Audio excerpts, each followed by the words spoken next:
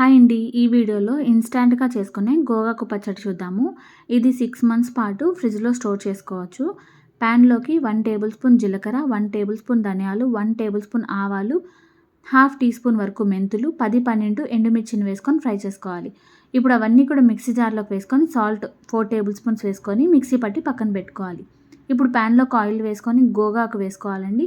గోగాకులో ఉన్న వాటర్ అంతా కూడా ఇంకిపోయి ప్యాన్‌కి సెపరేట్ అయ్యేంత వరకు ఫ్రై చేసుకోవాలి. ఫ్రై చేసుకున్న దాన్ని ఇప్పుడు పక్కన చల్లార్చుకోవాలి. ఇప్పుడు వేరే ప్యాన్‌లోకి 4 టేబుల్ స్పూన్ల ఆయిల్ వేసుకొని, ఆవాలు 1 టేబుల్ స్పూన్ వేసుకొని, ఇంగువ, ఎండుమిర్చి, కరివేపాకు, ఒక పెద్ద వెల్లుల్లిని కూడా ఒలుచుకొని వేసుకొని, చల్లారిన తర్వాత మనం మిక్సీ పట్టుకున్న పౌడర్‌ని కూడా వేసుకొని మిక్స్ చేసుకోవాలి. ఈ 2 కూడా పూర్తిగా చల్లారిన తర్వాతే మిక్స్ చేసుకోవాలి. ఇప్పుడు మనం ఫ్రై చేసుకున్న గోగాకును కూడా వేసి మిక్స్ చేసుకోవాలి. చల్లార్చకుండా వేసేస్తే మాత్రం చేదొచ్చేస్తుందండి. చల్లారిన తర్వాతే మిక్స్ చేసుకోవాలి. అంతే అండి ఈ వీడియో. బాయ్.